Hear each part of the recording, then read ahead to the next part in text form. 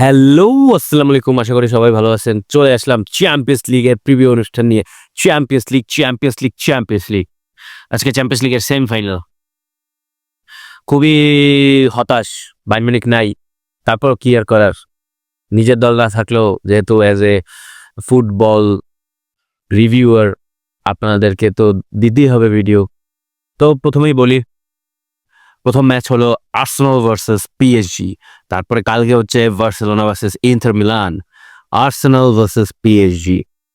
Arsenal নিয়ে just একটু কিছুটা কথা বলি, বা পিএসজি নিয়ে একটু জাস্ট কথা বলি। আর্সেনাল তারা মানে ভালো খেলে উঠছে, রিয়াল মাদ্রিদকে হারায় উঠছে। আর পিএসজি তারা প্রিমিয়ার লিগের প্রত্যেকটা টিমরেই ঠগায় উঠছে। আপনি যদি বলেন লিভারপুল তো বাদ করছে সেকেন্ড রাউন্ডে, কোয়ার্টার ফাইনালে অ্যাস্টন ভিলারে বাদ করছে, এখন সেমিফাইনালে আর্সেনালের সাথে খেলা। তো ম্যানচেস্টার সিটিকে হারাইয়া তারা কিন্তু ফর্ম রিগেইন করছে। আর ম্যানচেস্টার সিটি এই কারণে চলে গেছে, বাইরে চলে গেছে। তো বলতে গেলে পিএসজি প্রিমিয়ার লিগের টিমগুলোকে বাদ করে যদি আর্সেনালকে বাদ করতে পারে, চারটা টিমরই বলতে গেলে পিএসজি বাদ করে উঠছে ফাইনালে। তো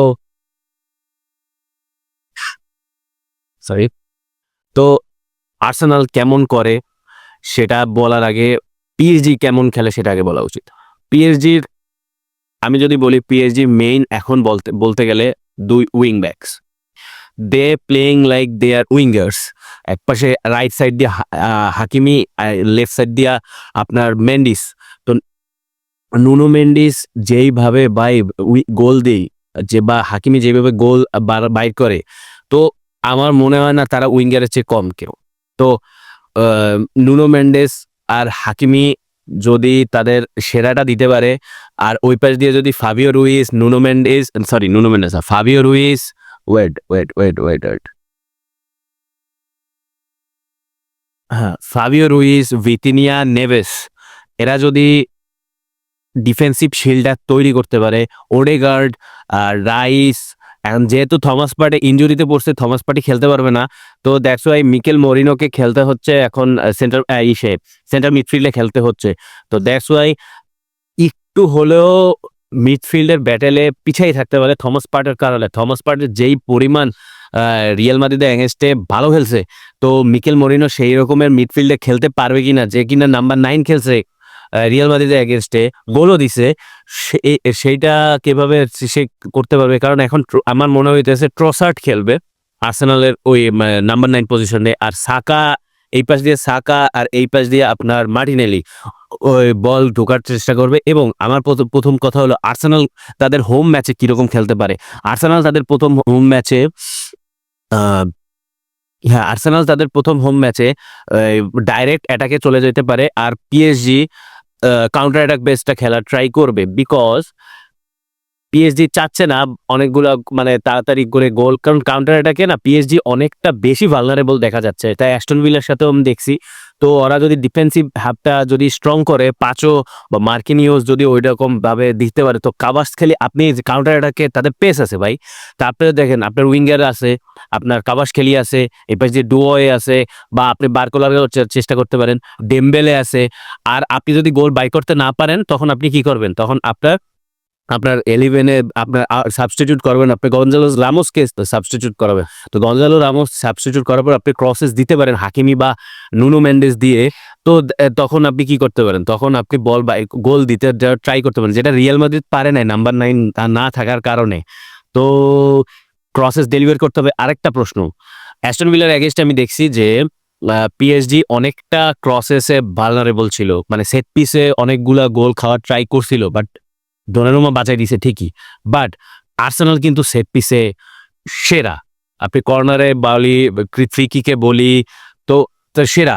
তো আপনার সেট পিসে ডিফেন্ডটা করতে হবে বেটার, যদি আপনি টিকে থাকতে চান। আর আমার প্রেডিকশন বলতে গেলে, আমি জাস্ট আপনাদের ট্যাকটিক্যালটাও দেখাবো, বাট আমার প্রেডিকশন যদি বলি, আর্সেনাল আর পিএসজির ম্যাচটা এন্ড টু এন্ড হবে। এই পাশ দিয়েও গোল হবে, এই পাশ দিয়েও গোল হবে। ডেম্বেলে গোল পাইতে পারে, আমার মনে হইতেছে ওই পেজ দিয়ে ট্রসার্ট গোল পাইতে পারে, সাকাও গোল পাইতে পারে, আর কাওয়াস খেলিয়া গোল পাবে শিওর। তো 2-2 আমি ধরতেছি, 2-2। এটা আমি ধরতেছি। খেলাটা লাস্ট পর্যন্ত যাবে, মানে পার্ক দ্য প্রিন্সেস পর্যন্ত যাবে, এটা আমার মন বলতেছে, কারণ এত তাড়াতাড়ি শেষ হবে না। তো এটাই বলে আছে। এখন আমি ট্যাকটিক্যাল অ্যানালাইসিসটা করি। তো আসেন ট্যাকটিক্যাল অ্যানালাইসিসটা করি। তো প্রথমেই আসি আর্সেনাল পিএসজি স্ট্যাটসটা দেখি। এই চ্যাম্পিয়ন্স লিগে ফুল কম্পিটিশন না, জাস্ট চ্যাম্পিয়ন্স লিগেরটা দেখাম, এটা মোস্ট ইম্পর্টেন্ট। আর্সেনাল 12 ম্যাচে 9টা জিতছে, আর 14 ম্যাচে 8টা জিতছে পিএসজি। 12 ম্যাচে 5টার মধ্যে বোথ টিমস স্কোর করছে, তাইলে 7টা ম্যাচে তারা ক্লিন শিট রাখছে, আর 14টা ম্যাচে 6টা ম্যাচে তারা বোথ টিমস স্কোর হয়েছে, তাইলে 8টা ম্যাচে ক্লিন শিট রাখছে পিএসজি। গ্রেট। আড়াইটা 2-এর উপরে গোল হয়েছে 8 ম্যাচে, আর পিএসজিরও 8 ম্যাচে 2-এর উপরে গোল। আমি কেন বলছি যে 2-2 হতে পারে, এই কারণে যে দুই টিমেরই গোল স্কোরার অনেক বেশি এবং গোল স্কোরিং এর ক্যাপাবিলিটি দুইজনেরই আছে। তার উপর স্কোর ফার্স্ট 12 ম্যাচে 9 ম্যাচে আর্সেনাল এবং 14 ম্যাচে 8 হইল পিএসজি। মানে দুই দলই আগে গোল দিতে চাইতেছে, এখন যে কেউ তো গোল দিতে হবে, আর কে দিবে? আমার মনে হয় প্রথম গোলটা পিএসজি দেবে। বা কনসিড ফার্স্ট 12 ম্যাচে 2টা হলো আর্সেনালের, আর 14 ম্যাচে 6টা। এইটা একটু খারাপ দিকে হইতে পারে যে পিএসজি গোল আগে কনসিড করে, যেটা যেটা অ্যাস্টন ভিলাতে হয় নাই, বাট লিভারপুলের মাঠে হয়েছিল। তো এটা পরে, এরপরে আসি উইন আর ড্র। 12 ম্যাচে 11টা উইন আর ড্র হইলো, আর 14 ম্যাচে 9টা হলো পিএসজির। আর ফার্স্ট হাফ উইনার 12 ম্যাচে 8টা হলো আর্সেনালের, আর 14 ম্যাচে 6টা হলো কিসের? পিএসজি। ক্লিন শিট 12 ম্যাচে 6টা রাখছে আপনাদের আর্সেনাল, আর 5টা ম্যাচে রাখছে পিএসজি। গোল স্কোর 2.5 আর্সেনালের এবং 2.14 পিএসজির। গোলস কনসিডারেড 0.58, আর একটা হলো প্রত্যেক ম্যাচেই একটা করে গোল খাইছে পিএসজি গড়ে, আর 0.58। বা আর্সেনাল এই ফুল চ্যাম্পিয়ন্স লিগে মাত্র 7টা গোল কনসিড করছে, মাত্র 7টা গোল, যেটা কিনা সেকেন্ড হাইয়েস্ট তো ইন্টার মিলানের পরে আর্সেনাল। দেন এক্সপেক্টেড গোলস কনসিড করছে 0.87, আর 0.94 হলো পিএসজি। এক্সপেক্টেড গোলস 1.85 হলো আর্সেনাল, আর 2.08 হলো পিএসজি। শর্টস অন টার্গেট পার ম্যাচই 6.25, আর 6.93 হলো পিএসজি, কাছাকাছি। তো এই হলো স্ট্যাক্স। তো এখন জাস্ট আপনাদেরকে দুই দলের ফরমেশনটা দেখাইতে পারি। এই হইলো মোটামুটি একটা formation. Lewis Skelly left back খেলবে, কিবোয়ার বেন হোয়াইট যেহেতু আসছে, বাট আমি মনে হয় না টিম্বারের জায়গায় বেন হোয়াইটে খেলানো হবে। আমার মতে টিম্বারই খেলবে, আর এই পাশে লুইস স্কেলি খেলবে, কিবোয়ার খেলবে, সালিবা যেহেতু গ্যাব্রিয়েল ম্যাগালেস ইনজুর্ড, দ্যাটস ওয়াই। তো ডেকলান রাইস এই পাশে আছে, এই পাশে মার্টিন ওডিগার্ড আছে, এই পাশে মেরিনো আছে। যেহেতু থমাস পার্টে খেলছে না, দ্যাটস ওয়াই মিকেল মেরিনোই স্টার্ট করবে অ্যাজ এ সিএম। তারপর মার্টিনেলি, সাকা, ট্রোসার্ড। একটা কথা, গোল স্কোরার কিন্তু বাড়ছে, মিকেল মেরিনো কিন্তু গোল স্কোরার। তো মিডফিল্ডে একটা গোল স্কোরার থাকা মানে অনেক কিছু, তাকে ফ্রি রোল দেওয়া হবে। এবং ডেকলান রাইস আর ওডেগার্ডকে, এই যে তিনটা ফ্যাবিও রুইস, ভিতিনিয়া আর নেভেস, এই তিনজনকে আটকানোর দায়িত্ব দেওয়া হবে রাইস এবং ওডেগার্ডকে। ওডেগার্ড ফুল কন্ট্রোল করতে চাবে পিএসজির ফুল হাফকে, যাতে তারা কাউন্টার অ্যাটাক করতে না পারে এবং ইন্টারসেপশন করে বলগুলাকে লুজ করতে পারে। এখন প্রথম কথা হইলো আর্সেনালটা দেখা, আর্সেনাল কিভাবে যাবে। তবে মার্টিন এই পাশে, মার্টিনেলি যেহেতু আছে, লুইস স্কেলিও উঠবে যেহেতু, আর এই পাশে টিম্বারও উঠে সাকারে হেল্প করার জন্য, এবং টিম্বারও হেল্প করে। তো ওডেগার্ড আর মিকেল মরিনো ডাইভার্ট করবে সামনে এই পজিশনটা, যাতে সে এখানে চেইন হিসেবে কাজ করতে পারে। আর ডেকলান রাইস আর ওডেগার্ড মিডফিল্ডার কন্ট্রোল করার চেষ্টা করে। কিওয়ার আর সালিবা জাস্ট থাকবে তাদের সাপোর্টার হিসেবে। যদি কোনোভাবে এই দুই মিডফিল্ডার বল লুজ করে, তখন এই ডেমবেলে কাভাসকেলিয়া ডুয়োয়ে যাতে অ্যাটাক করে এই 3 ভার্সেস 2, বা এখানে হাকিমিও আসতে পারে, বা আপনার মেন্ডেসও আসে পড়তে পারে। তখন এই সিস্টেমটা যাতে কলাপস না করে, তখন সালিবা কিউয়ের থাকবে। বাট কথা হচ্ছে সালিবা বা কিউয়ের কি ওই ফরমেশনের টেম্বেলে বা ডুয়োয়ে বা কাভাসকেলিয়াকে আটকানোর মতো ক্যাপাবিলিটি রাখে? সেইটাই মেইন চ্যালেঞ্জ ফর আর্সেনাল। যদি না পারে, যদি বাই চান্স মিডফিল্ড কোল্যাপস করে আর্সেনালের, তখনই ঝামেলাটা হবে। এবং তখন যদি বাই চান্স গোল খায়া যায়, তখন হ্যাঁ, আর্সেনাল এই সাকা বা টিম্বার বা মার্টিনেলি, লিউইস স্কেলি, ট্রোসার্ডের যে আছে, মানে ফরমেশন আছে, সেইটা এই পাঁচও মার্কিনিয়াসের, কারণ অ্যাটাক যখন হবে তখন লুনো মেন্ডেস ওঠে, তো ডুয়েও ওঠে, ডেম্বেলে তো এই জায়গাটাই ক্লিক করে, কাভাসখেলিয়া রাইট সাইডে আছে, তারপরে হাকিমিও থাকবে, নেভেজও ওঠে, ওইরকম ওঠে না, বাট তারা এই ডাইভার্ট করে এই পাঁচজন মিলা। আর বাকি রুইস, বিতিনিয়া এখান থেকে চ্যানেল ক্রিয়েট করে, দুইজনেরই সেম খেলা, যেহেতু দুইজনই স্প্যানিশ, তো দুইজনের খেলার প্যাটার্নও সেম। এখন পাঁচো বা মার্কিনিওস, সাকা আর মার্টিনেলির যে পেস, এই দুইটা পেসকে কম্পিট করার মতো আছে, এইখান থেকে পিএসজি আগানো, কারণ হাকিমি বা মেন্ডিস দুইজনের পেস আছে, এই পেস দিয়া সাকাকে বিট করাটা ইজিয়ার। বাট ওই লিউইস স্কেলি বা টিম্বার কি ডেম্বেলে বা ডুয়োয়ে বা কাভাসখেলিয়াকে আটকানোর মতো রাখতে পারে? এইটাই মূল চ্যালেঞ্জ ফর আর্সেনাল, কারণ পেস বিট করাটাই অনেকটা ইম্পর্টেন্ট। আপনি যদি পেসে বিট হয়ে যান, যেটা লিভারপুল হয়েছে, তাইলে আপনার আর কিছু করার নাই, আপনি অ্যাটাক খাইতে হবে, এবং অ্যাটাক খাইতে গেলে আপনার ওইখানে কম্পিট করার মতো আপনার প্লেয়ার আছে কিনা, আপনার ওই সোর্সটা আছে কিনা। এখন হ্যাঁ, কথা হলো পিএসজি এবার কেমন, পিএসজি ডিফেন্সটা কেমন। পিএসজির ডিফেন্স পাঁচও খারাপ না, বাট মার্কিনিয়স হিসেবে আমি ওই রকম তাকে মানি না, যে সে সেট পিস কিভাবে ডিফেন্স করবে, এরিয়াল ডুয়েল কিভাবে উইন করতে পারে। বাট পাঁচও এরিয়াল ডুয়েলে ভালো, বাট মার্কিনিয়াসের এরিয়াল ডুয়েল অতটা ভালো না। তো that's why I am very much worried about PSG, যে তাদের ডিফেন্স কেমন হইতে পারে। তো এইটাই ট্যাকটিক্যাল অ্যানালাইসিস বলতে গেলে, যে খেলা হবে দুই উইংয়ের সামনেই খেলা হবে, বাট কথা হলো ওই উইং যখন আপনার ভ্যাকিউম রাইট উইং এবং লেফট উইং এ ভ্যাকিউম ক্রিয়েট হবে, তখন ওই কাউন্টার অ্যাটাকে কে গোল দিতে পারবে, দুই পাশেই আপনি কাউন্টার অ্যাটাক খেলাটাই দেখতে পারবেন। এই পাশ দিয়ে ইন্টারসেপশন হইলে ওই পাশে কাউন্টার অ্যাটাক হবে, এই পাশে ইন্টারসেপশন হইলে এই পাশে কাউন্টার অ্যাটাক হবে। স্লো খেলা হবে না, এটা একটা ফাস্ট পেস গেম হবে, আপনি কে বেশি গোল দিতে পারবে এইটাই মেইন খেলা। বাট আমি যদি বলি কোনটা স্লো গেম হইতে পারে, সেটা হবে ইন্টার মিলান ভার্সেস বার্সেলোনা। এইটা আসে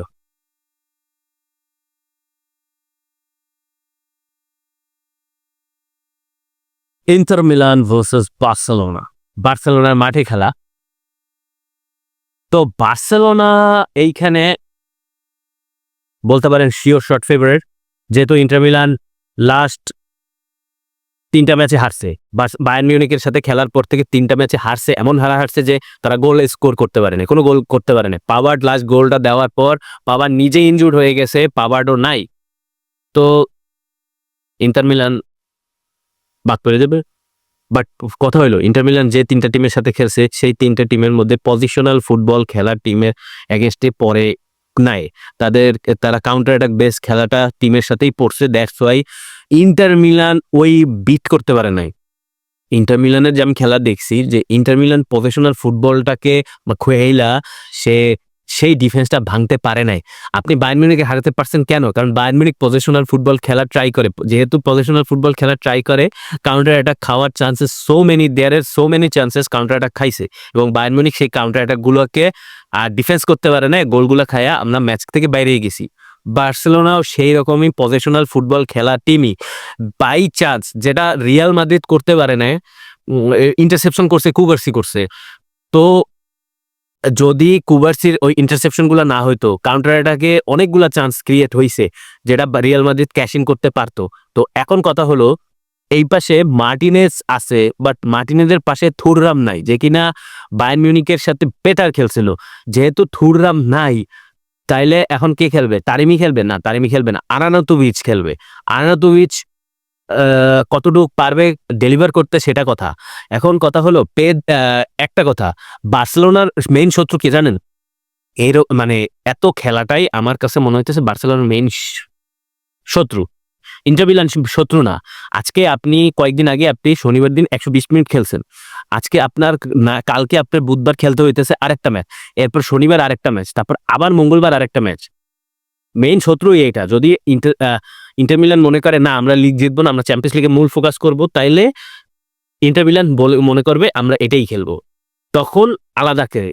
বাই চান্স যদি আজকে ইন্টার মিলান গোল না খায়া 0-0 বা 1-0 গোলেও যদি লিড নিয়ে, মানে 1-0 গোল, মানে বার্সেলোনা যদি 1-0 গোলে জিতেও যায়, তারপরও একটা চান্স থাকবে তারা সান সিরোতে কিছু একটা করার। বাট যদি ইন্টার মিলানের আপনি তাড়াতাড়ি আউট করে দিতে পারেন সেটা বেটার। বাট কাউন্টার অ্যাটাকে ইন্টার মিলান অনেক ডেঞ্জারাস। আপনারা বাই চান্স যদি একটা গোল ফার্স্টেই গোল খাইয়ে বসেন না, ওই গোল নিয়ে তারা বসে থাকবে। আপনি 90 মিনিটসে আর গোল দিতে যাওয়ার চেষ্টা করবে না, তখন আপনি ড্যানি এলমোকে না আপনার কাজে লাগাতে হবে। আর প্রবলেমটা কি জানেন, বার্সেলোনা মিড ব্লক টিমের সাথে ভুগছে। আর হানসি ফ্লিক না, আমি বায়ার্ন মিউনিখের এগেইনস্টও একটা খেলা, আমি ভিয়ারিয়ালের সাথে খেলা দেখছি, ওরা ওই হানসি ফ্লিক মিড ব্লক ভাঙতে পারেন, অনেক কষ্ট হয়ে যায় মিড ব্লক ভাঙতে। তো আপনার মিড ব্লক ভাঙতে গেলে আপনার লেভানডস্কি কি লাগতো, কারণ ফেরান টরেস কতটা মানে ইমপ্লিমেন্ট করতে পারে কিনা সেটা আবার দেখার বিষয়। ফেরান টরেস কি পারবে ওই মিড ব্লক টিমকে এগেনস্টে গোল বাইর করতে? যদি না পারে তখন কপালে দুঃখ আছে। লামিন ইয়ামালকে যদি রাইট সাইডে, লেফট সাইডে হচ্ছে বাস্তনি খেলবে, আর লেফট সাইডে ডিমার্কো খেলবে। হ্যাঁ, ডিমার্কো আর যদি বাস্তনি আটকাই দিতে পারে, আর রাফিনিয়াকে বিসেক যদি আটকাই রাখতে পারে, যেহেতু রাফায়েল লিও যেটা করছিল, বিসেক কিন্তু অনেক ভালো খেলছিল, যেহেতু পাবার নাই, তো বিসেক যদি আটকে দিতে পারে, তো এই পাশ দিয়ে টরেসকে আটকানোর জন্য এক আকেরবি আছে। তো আর পেদ্রির জন্য কালানুলুর অনেক বেটার খেলতে হবে। তো মিকটেরিয়ানের ফ্রি রোল অনেকটা বেশি ইম্পর্টেন্ট, যেটা ডিওংকে আটকে রাখার জন্য পসিবল। খেলাটা ট্যাকটিক্যাল হবে, ফুললি ট্যাকটিক্যাল গেম হবে। তো এখন কথা হচ্ছে কতটুক পারবে বার্সেলোনার কাছ থেকে। বার্সেলোনার তখন এই উইং এ যায় খেলে কোনো লাভ নাই, কারণ উইং আটকাই দিবে। তখন আপনার ভিতরে ঢুকতে হলে আপনার সোজাসুজি ঢুকতে হবে, যেইটা কম্পারেটিভলি ইন্টার মিলানের সাথে করাটা অনেকটা কঠিন। বাট যখন আপনি বল লুজ করবেন, আপনার পেদ্রি বা ডিয়ং বা লামিন ইয়ামাল বা রাফিনিয়া বল লুজ করবে, কাউন্টার অ্যাটাকে লাউতারো মার্টিনেজ সেরা। তো আপনাকে এগুলা দেখতে হবে যে কাউন্টার অ্যাটাকে আপনি কিরকম ডিফেন্স করতেছেন। তখন আপনার কুবার্সি, ইনিগো মার্টিনেজকে সেরা খেলতে হবে। আপনি রিয়াল মাদ্রিদের সাথে যেটা খেলছেন এর চেয়ে 200% বেটার ইমপ্লিমেন্ট করতে হবে এই ইন্টার মিলানকে হারানোর জন্য। তো আসেন একটু টেকনিক্যালি দেখাই কেমনে হয়। তো আসেন কেন ইন্টার মিলান অনেকটা ভয়ানক ফর বার্সেলোনা সেটা আপনাদের দেখি। 12 ম্যাচে 9 গোল, মানে 12 ম্যাচে 9টা জিতছে বার্সেলোনা, 12 ম্যাচে 9টাই ইন্টার মিলানও জিতছে, 3টা হারছে। বা হারে নাই, ড্র হইছে বা হারছে এরকম কিছু একটা। বোথ টিম তো স্কোর 8টা, 12 ম্যাচে 8টা ম্যাচেই দুই দলই গোল করছে বার্সেলোনার ম্যাচে। আর ইন্টার মিলানের 12 ম্যাচের মধ্যে 3 ম্যাচে হইছে যেটা দুই দলই গোল দিছে, যেটা মেবি এর মধ্যে 2টাই হলো বায়ার্ন মিউনিখ। বাকি 9 ম্যাচে গোল হয় নাই। তো 2-এর উপরে গোল দিছে 12 ম্যাচে, 11টাই 2-এর উপরে গোল দিছে বার্সেলোনা। আর 12 ম্যাচে 5টা, এইখান থেকে আবার পিছিয়ে আছে ইন্টার মিলান। ইন্টার মিলান 2-এর উপরে গোল দিছেই মাত্র 5 বার, যেখানে 12 ম্যাচে 11 ম্যাচে 2-এর উপরে গোল দিচ্ছে বার্সেলোনা। মানে গোল তো হবে। এখন কথা হলো ইন্টার মিলান কতটুকু ভালো ডিফেন্স করতে পারে। এখন স্কোর ফার্স্ট 12 ম্যাচে 9টা বার্সেলোনা, 12 ম্যাচে 9টাই ইন্টার মিলান। কনসিডার্ড ফার্স্ট 12 ম্যাচে 3 ম্যাচে বার্সেলোনা, আর 12 ম্যাচে 2 ম্যাচে হলো ইন্টার মিলান। উইনার ড্র 12 ম্যাচে 10টা, 12 ম্যাচে 11টা, একটা ম্যাচই হারছে খালি জাস্ট। আর ফার্স্ট হাফ উইনার 12 ম্যাচে 6টা, 12 ম্যাচে 7টা, ক্লিন শিট 12 ম্যাচে 4টা, 12 ম্যাচে 8টা হইলো ইন্টার মিলান। বাই চান্স যদি 0-0 গোলে ড্র হয়, বাই চান্স ইন্টার মিলান খুব খুশি হয়ে সান সিরোতে যাবে, এটা আপনি মানেন। সান সিরোর আবহাওয়া অন্য টাইপের হয়ে যাবে। তো এবারে যে স্ট্যাটস থেকে গোল করছে 12 ম্যাচে 3 বার, 36টার উপরে গোল দিছে। আর যেখানে মানে ওইটারও 50% গোল দিছে হইলো ইন্টার মিলান 1.58। তো বেশি গোল তো দেয় না ইন্টার মিলান। আবার গোল কনসিডার 0.42, যেখানে গোলস কনসিডার 1.42 হইলো বার্সেলোনা। এখানে কথা হচ্ছে যদি ইন্টার মিলান গোল আটকাই দিতে পারে, তাহলে গোল আবার এই পাশ দিয়ে বার্সেলোনার গোল আটকাই দিতে পারে, ওই পাশ দিয়ে যদি গোল দিয়ে দেয়, তাহলে ইন্টার মিলান জিতে যাচ্ছে। তাহলে ইন্টার মিলানের ডিফেন্স তো ভালো করতে হবে, এবং এখানে বিসেকের অনেকটা বেশি ইম্পর্টেন্ট হবে। কিভাবে বিসেক রাফিনিয়াকে আটকায় বা বাস্তনি কিভাবে লামিন ইয়ামালকে আটকায়, এই দুইটা যদি আটকাই দিতে পারে তাহলে চান্সেস আছে ইন্টার মিলান ফাইনাল খেলবে আফটার 2022, না আফটার 2023। শর্টস 15 পয়েন্ট মানে 15.25 আর 12.58 হলো ইন্টার মিলানের। শর্টস অন টার্গেট 6.58, 4.5 হলো এখানে কম আছে, এইটুকু আমি জাস্ট স্ট্যাটসটা বলে দিলাম। এখন কথা হলো 11টা খেলবে তো মার্টিন খেলবে, যেহেতু বালদে নাই। Inigo, Cubarsi, Kounde, Pedri, de Jong, Raphinha, Olmo, Yamal আর টরেস। ওলমো এইসব টিমের মিড ব্লক টিমের সাথে ওলমো গোল বাইর করতে পারে, অনেক ভালো বল বাইর করতে পারে, যেটা অনেক ইম্পর্টেন্ট বার্সেলোনার পয়েন্ট অফ ভিউ থেকে। আর ইন্টার মিলানের জন্য ড্যানি অলমো থাকেন ওই ই টাইপের, আপনার মনে করেন সুপার উস্তম টাইপের, যে ড্যানি অলমো কোথা দিয়ে বল বাইর করবে, আপনার ফলস নাম্বার 9 হিসেবে খেলে আপনি গোলও বাইর করে দিতে পারে আপনার ইন্টার মিলানের এগেইনস্টে। তো এখানে ড্যানি অলমোকে আটকানোই মূল ফোকাস হবে ইন্টার মিলানের, যাতে কালানুলু বা মিকটেরিয়ান বা বারেলা এই তিনজনে মিলা ড্যানি অলমো, পেদ্রি আর ডিং এই তিনজনে আটকাইতে হবে। পেদ্রিকে কালানুলুকে আটকাইতে হবে, আর এটা বার্সেলোনা পার্টি বলতে পেদ্রিকে কালানুলুকে আটকাইতে হবে। মিকটেরিয়ান ওই রকম বুড়া হয়ে গেছে, ঠিক আছে মানলাম, বাট মিকটেরিয়ানও খেলা ঘুরাই দিতে পারে অ্যাটাকিং পয়েন্ট অফ ভিউ থেকে। আর এই পাশ দিয়ে যদি ডিমার্কো ক্রসেস দিতে পারে, আর আরানোতোভিচ যদি ওই ক্রসেস দিয়ে গোল বাই করতে পারে, কারণ কুবার্সি বা ইনিগো মার্টিনেজ যেমন গোলও দিতে পারে কর্নারে, সেই রকম আবার ডিফেন্সও করতে পারে ভালো। তো কতটুকু পারবে মানে এই সেট পিসে কিরকম ক্রসেস দিয়ে গোল বাই করতে পারবে কিনা ইন্টার মিলান, সেটাও ইম্পর্টেন্ট। যদি ডিমার্কো, এই যে দেখুন আপনার ইন্টার মিলান কেমন খেলে, ডিমার্কো এই পাশ দিয়ে থাকবে, এই পাশ দিয়ে মিকটেরিয়ান থাকবে, যেহেতু বাস্তনি আর উঠবে না, বাস্তনি আর বিসেক উঠবে না, ডারমিয়ান আর বারেলা এই পাশ দিয়ে ওঠার ট্রাই করবে। কালানুলো একা মিডফিল্ড ডমিনেট করার ট্রাই করবে, যেটা পেদ্রিকে আটকে রাখার জন্য, পেদ্রি আর ডিয়ংকে দুইজনে আটকে রাখার জন্য কালানুলোকে অনেক ইম্পর্টেন্ট। তো কালানুলো যদি বাই চান্স মিডফিল্ড আটকাই দেয় বার্সেলোনার কারণে, তখন কিন্তু ভাই কপালে দুঃখ আছে বার্সেলোনা। তো আমি চাইবো যে এই ম্যাচটা